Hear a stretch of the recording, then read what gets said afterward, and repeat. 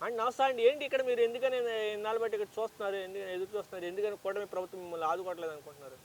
ఎందుకంటే జగన్ పరిపాలన ఉన్నప్పుడు మాకు శాలరీస్ పడినాయి. హ్మ్. చంద్రబాబు నాయుడు వచ్చిన తర్వాత మాకు శాలరీసే పడతలేదు. ఆ! అయినా కానీ మేము 3వ తారీఖు నుంచి మేము ధర్నా చేస్తున్నాం కానీ ఒక్కడు కూడా స్పందించట్లా. ఎందుకని? దేనికి? ఎందుకనంటే ఆ! ఇది అంబేద్కర్ శృతి భవనం తీసేయాలనుకుంటున్నాడు చంద్రబాబు నాయుడు. ఆ!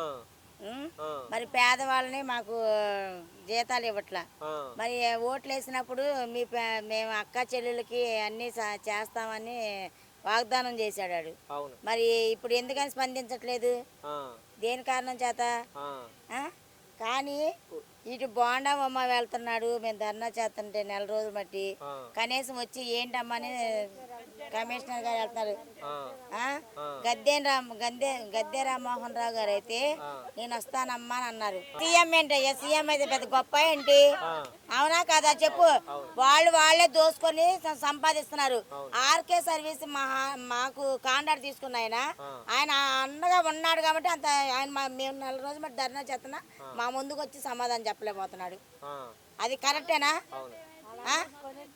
కాదు, వాడందరూ కొనేసాను అన్నాడు. నాకు చంద్రబాబు నాయుడు ఉన్నాడు, పవన్ కళ్యాణ్ ఉన్నాడు, అదేంటి లోకేష్ ఉన్నాడని కాలు ఎగరేస్తున్నాడు. ఆ! మాకు వచ్చే శాలరీ 16,000, 16,500. ఆ! మాకు ఇచ్చేది 10,000 ఇస్తున్నాడు. ఆ 10,000 కూడా ఫుల్గా ఇవ్వట్లా. వాడు దోసుకొని సంపాదించుకొని తింటున్నాడే గాని మా పేదవాళ్ళ గురించి ఏం పట్టించుకుంటలేదు. మీకు కాంట్రాక్ట్లే మీరు? మేము ఎప్పటి నుంచి కాంట్రాక్ట్. చేస్తున్నారండి ఎవరు? మీరు?